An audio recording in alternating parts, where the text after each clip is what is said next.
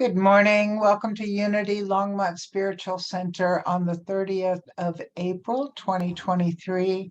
I'm dava Money. I will be speaking this morning on Force versus Grace, and Christina Hildebrandt is here to provide us with her graceful music. So we will start with Christina.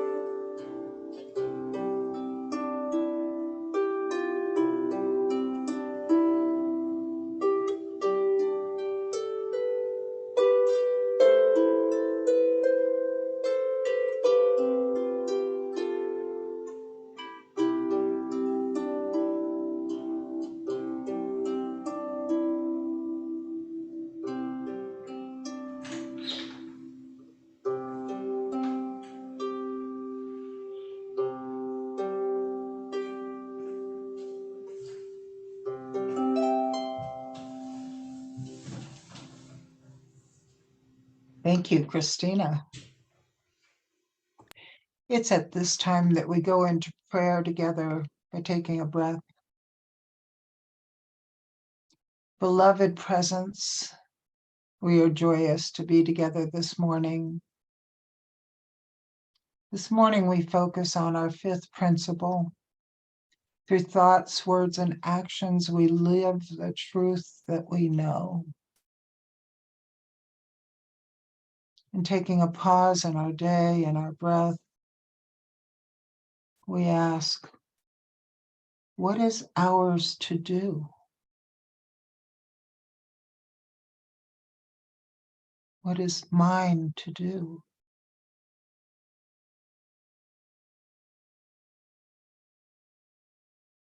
How do we serve?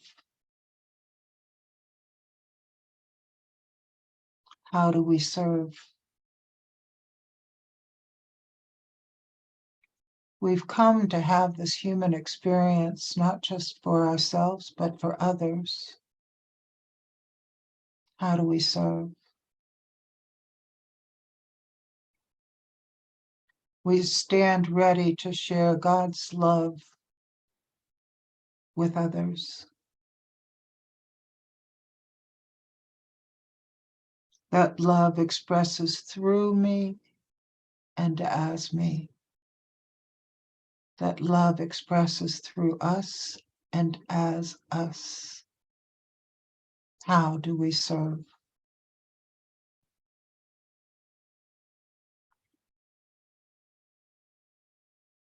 We are co-creators with the divine. What shall we create?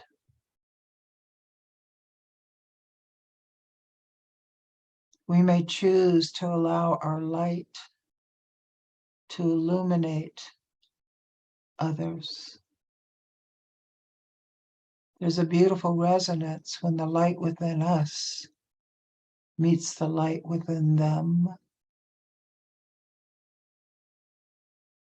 We smile and say, I see God within you, and I know God within me.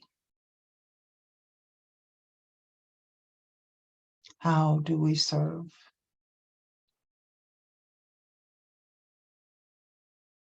And so it is. We will hear from Christina.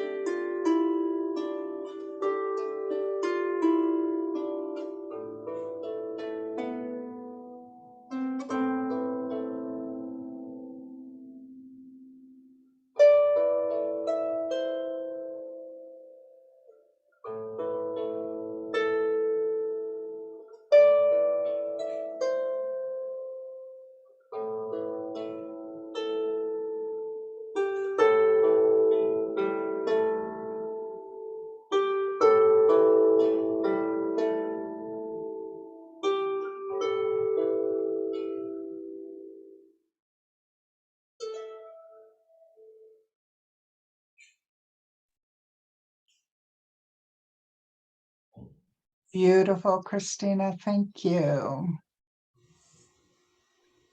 So I've been very curious recently about grace and what it is.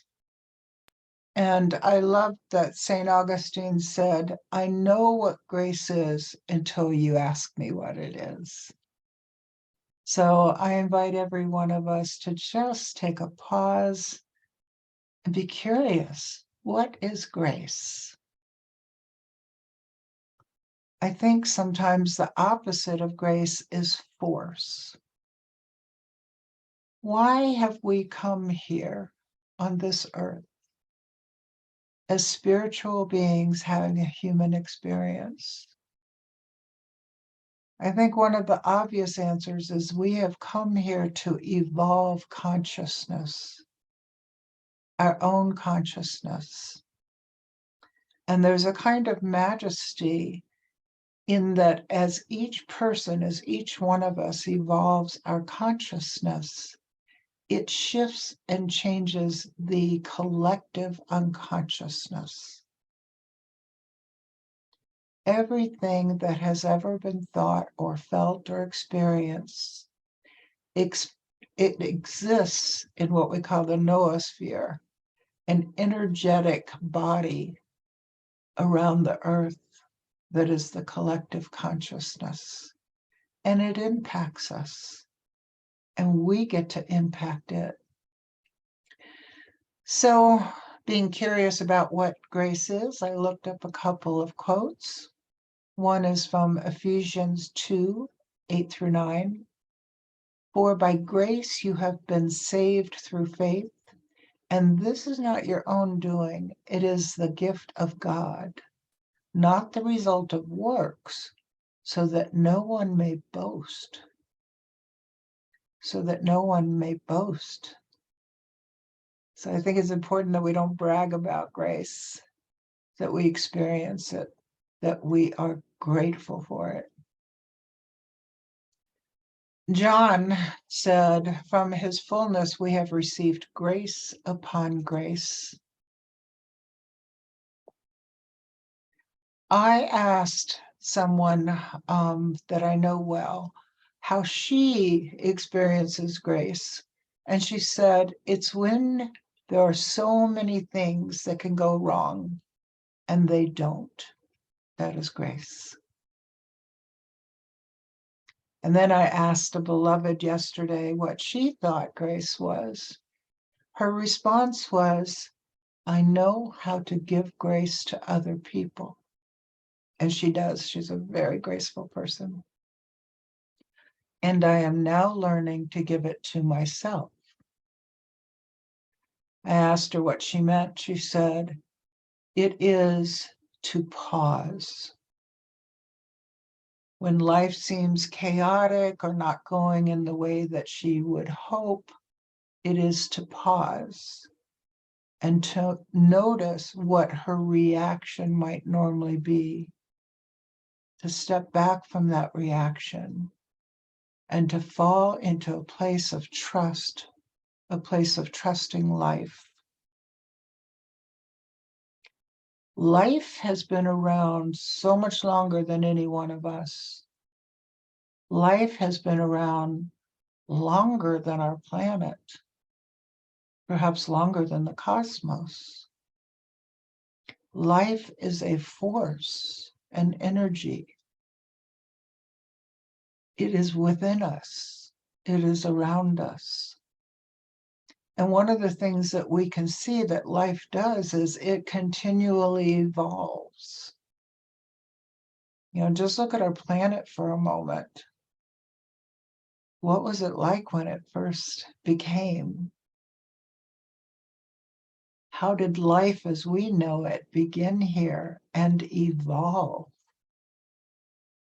And when we take a pause and look at our own life, we see that we too have evolved. What is it that is evolving? It is consciousness. Who is doing the evolving? It is life. It is the divine.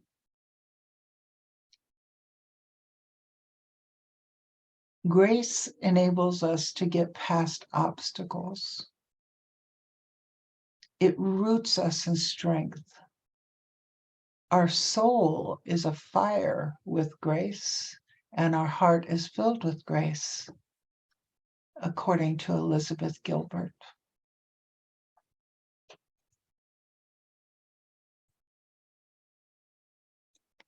It takes strength to give grace to others.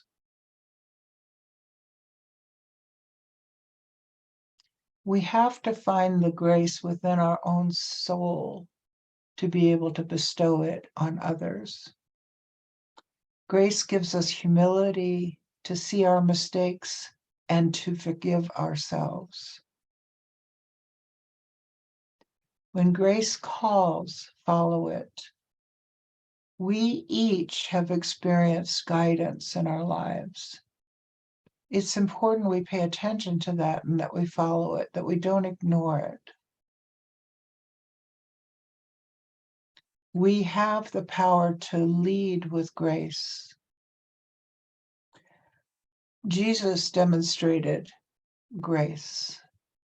He demonstrated the evolving consciousness from victim consciousness to Christ consciousness.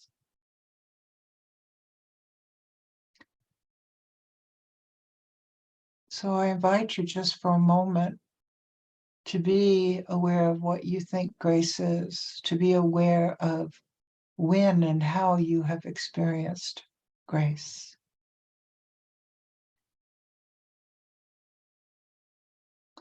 There is a quote in the New Testament from 1 Corinthians. The first man is from the earth, earthy. The second man is from heaven.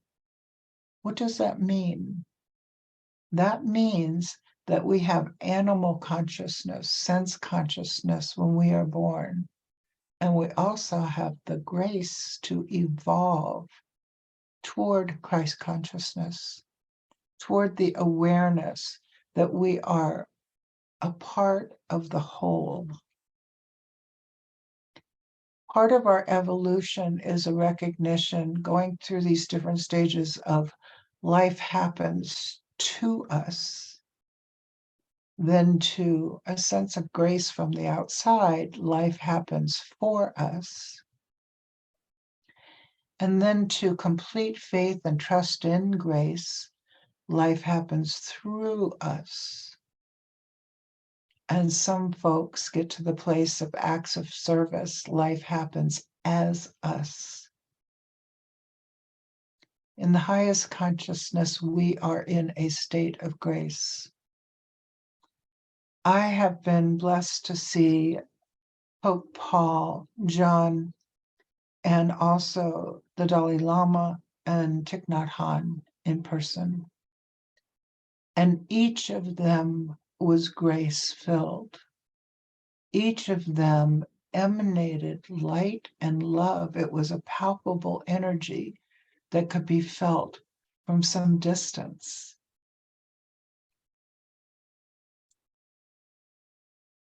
I want to describe some of the experiences that I've had where I was not allowing grace.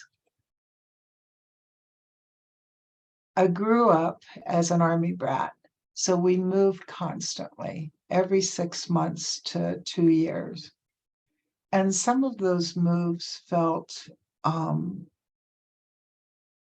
traumatic, to leave friends that I had just developed, and then to go to a new school where the teacher would say, and let me introduce you to the new student, Dava. Dana. Oh, Dava. And then meeting new people, finding my way into cliques and established groups that had been there before me. It was hard and I struggled. I think all of you can recognize the struggles of life. What was the struggle? Perhaps having some expectation that my life would be different, that we would find a home and stay there. So I share this to emphasize how I have experienced moving and carry a belief about it in me that it could be hard. that it could be traumatic. So I think back to an experience where I was living in Tacoma Park, Maryland, and I was purchasing a beautiful cabin to live on a lake in Virginia. And you know what it's like to buy a home, all of the pieces you have to go through with the mortgage company, with the agents, with the owners, all of this.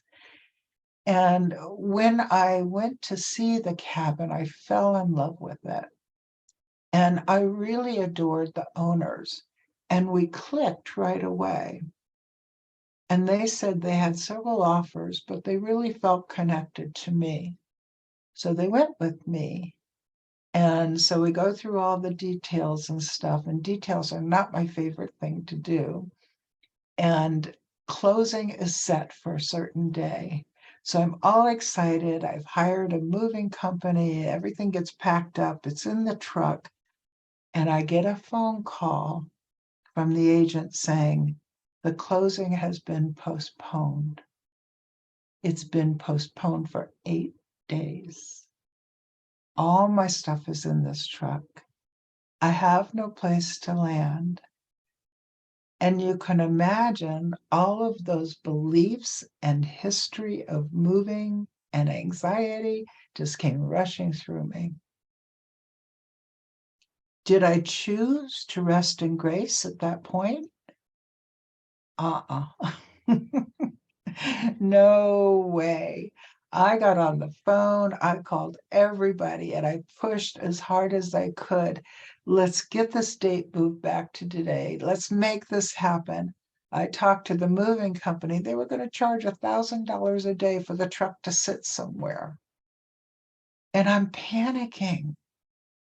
And I don't see any grace in this. And so I'm still calling and calling and calling. I call the owners of the home and say, can I come into the house? Can I at least drop my stuff off in the house? They said, let me call our lawyer. They called the lawyer, and the lawyer said, no way. No way. The liability is too risky. Okay. So I call more people, right? And then finally, the truck is sitting there. I go stay with my daughter with my 3 pets and her family. Did I see the grace in that? Not immediately. That came later. The next day, I call the owners again, and they say, we won't call our lawyer. Yes, move the stuff in there. You can rent the place day by day, but don't stay there. So I stayed with my daughter. And then it became apparent what grace there was to spend that time with her and her family, to be able to laugh.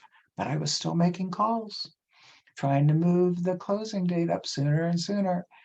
I cannot tell you how exhausted I got by attempting to force life to do something different. I started to feel sick from pushing so hard. Finally, I get into the cabin. I absolutely love and adore it, and I'm there for 5 years. And it was a very grace-filled experience there. And I anticipated I would be there for a long time. Life had other plans.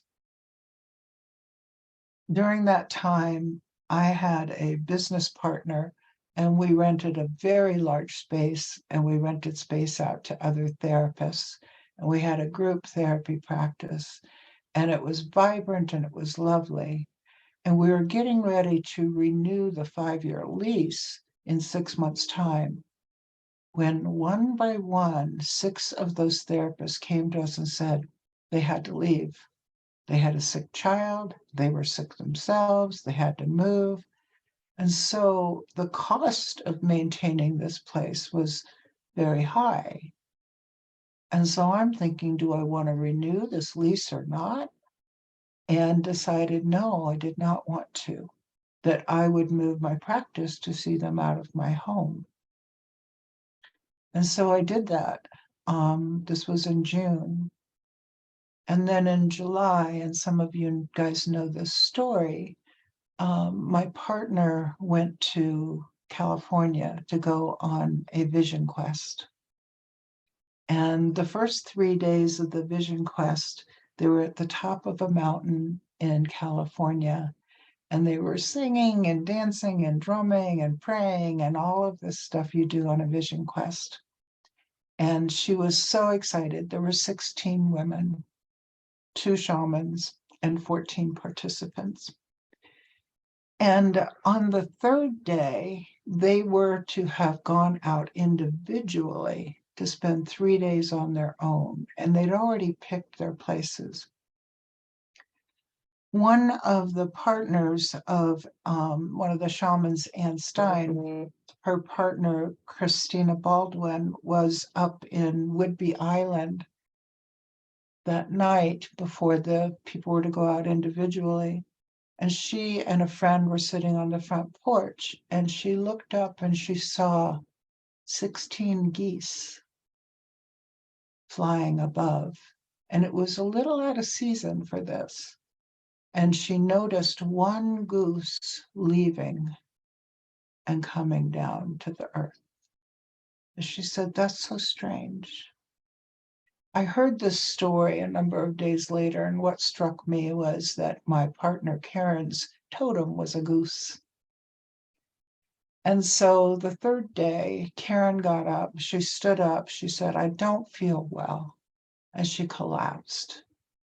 And she was suffering for maybe 5 minutes, and she died. And the 2 shamans and the other women stood around her and prayed. One of them tried CPR.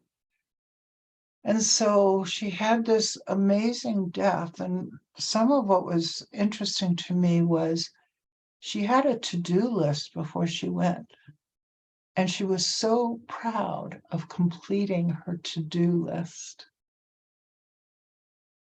Who finishes their to-do list, right? Sometime later, a friend and I were in a home of mine in Longmont, and we were laughing, and we were talking about Karen, and we heard a sound out in the hallway. And I go out there, and this book had fallen from a bookshelf open to this page. And it says, 4 and 50 years, I've hung the sky with stars. Now I leap through. What shattering? And this was from Dojin, a Japanese Zen master.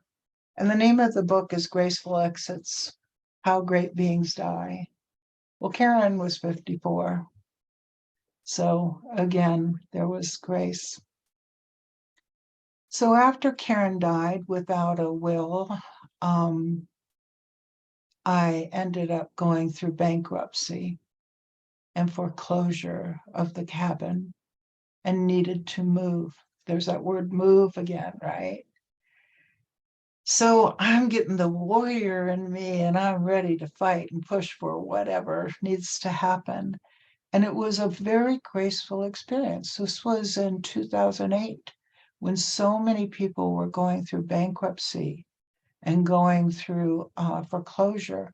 And everyone I talked to at every bank, at every mortgage company, was so kind and gentle. My daughter had moved to Boulder 6 months before, so I decided I'm going to go to Colorado. And it was with such grace and ease that I landed here in Colorado that I have likened it to someone picking up a spider in the house with a tissue and gently moving the spider outside. I didn't know, it took 4 days to get out here, and I didn't know where I was going to live.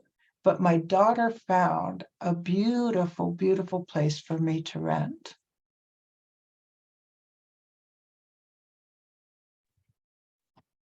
So it was a lovely carriage house on 5th Street.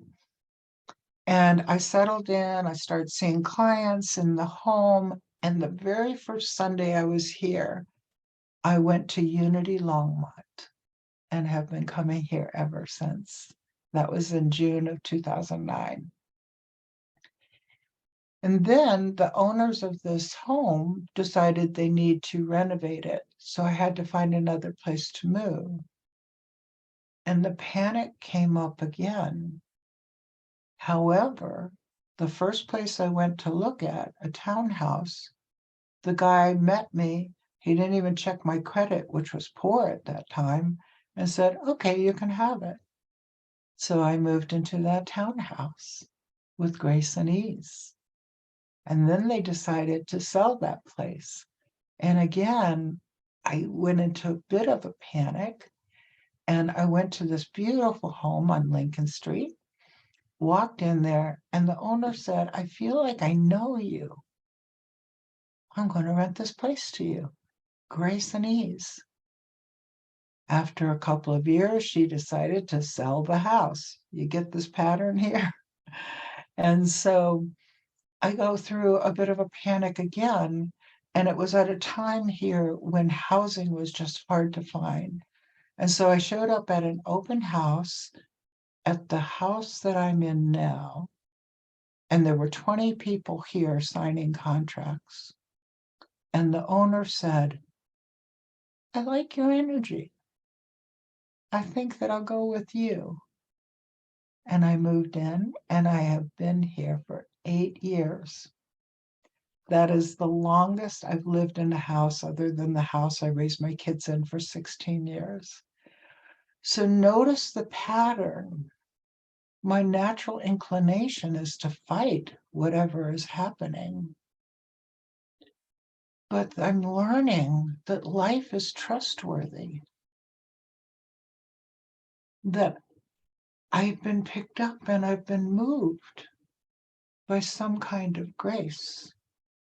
And so every once in a while, I will wake up in the morning and I will panic. Oh my God, they're probably going to sell this place. But something has shifted for me just recently. And that is a trust that maybe that will happen. Maybe it won't. But if it does, can't I count on life to pick me up and move me? I think so. I hope so. So that's a very personal example of force versus grace. And I know we all have those experiences. So how do we experience that grace? We have to let go of the struggle. We have to let go of the struggle. What creates the struggle? Our beautiful monkey mind creates the struggle. We have this mind that is the gift, and we carry our own history in it. We carry our own beliefs. We carry our own fears and anxieties in it. However, with practice, maybe a lot of practice, we can train the mind to do what it is here to do. And that is to simply be aware. To catch it, this little monkey that goes off track from awareness to worry in the future or sorrow about the past. It's a lot. From my experience, it's a lot of work, but it pays off. We have this human body that calls our attention to it. This human body that has at times anxiety. But what we learn with practice, often through meditation and prayer, it also has an abiding peace. There is an aliveness within us. If we pause, if we take a breath, maybe put a hand on a chest, there is aliveness and peace there. So where does this grace come from? Some of the quotes I read made it sound like the grace is from outside of ourselves. I've had this image recently of being almost like a turtle underwater in an ocean and swimming. And the ocean is not limited, it is limitless, it is everything. It is the cosmos and more. And I have had this very visceral awareness that what I do in this ocean impacts other beings near me.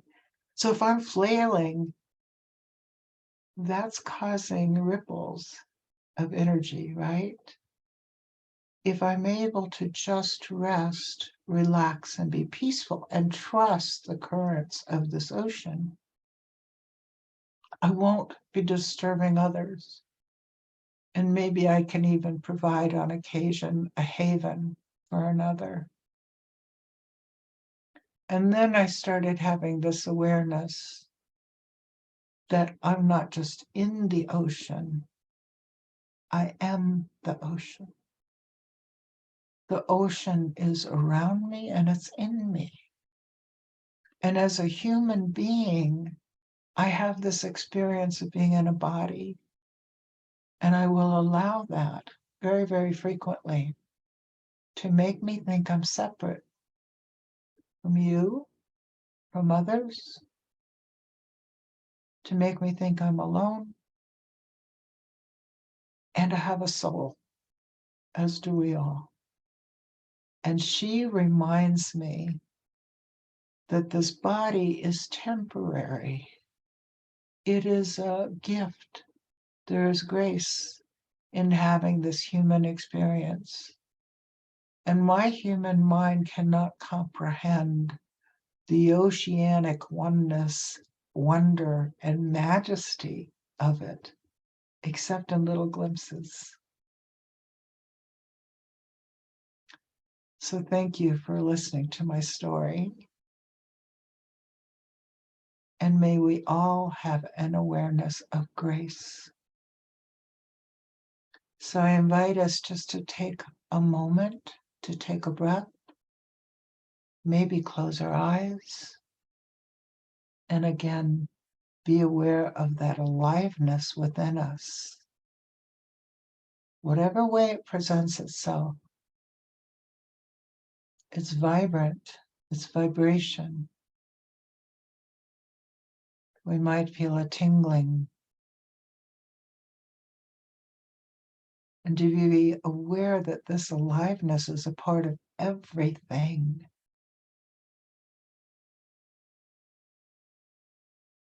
And in this moment, let us express our gratitude for this opportunity to be here as a human being. And so it is. And we will hear from Christina.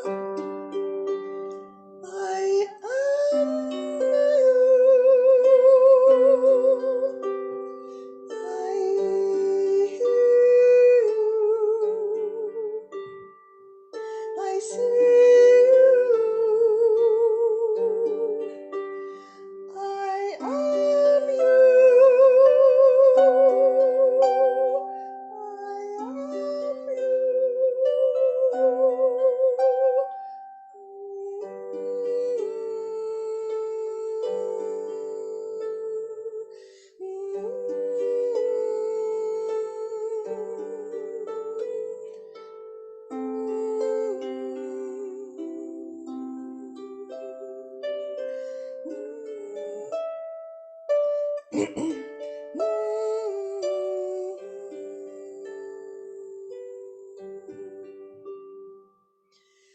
see you. I see you. I hear you. I am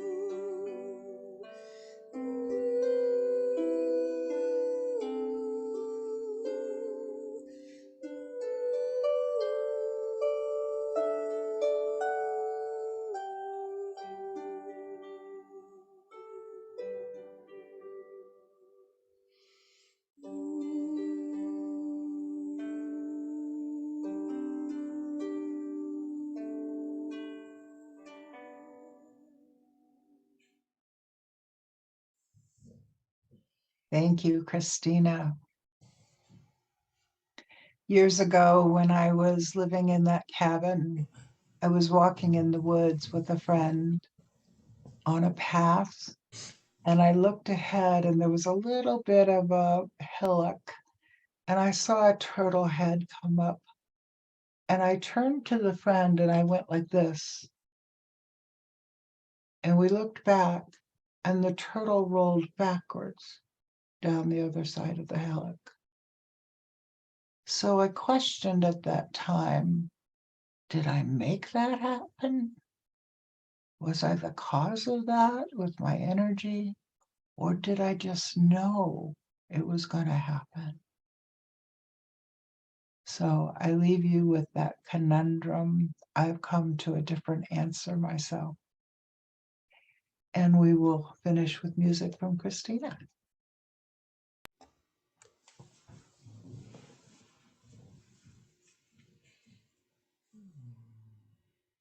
Let's do a different key.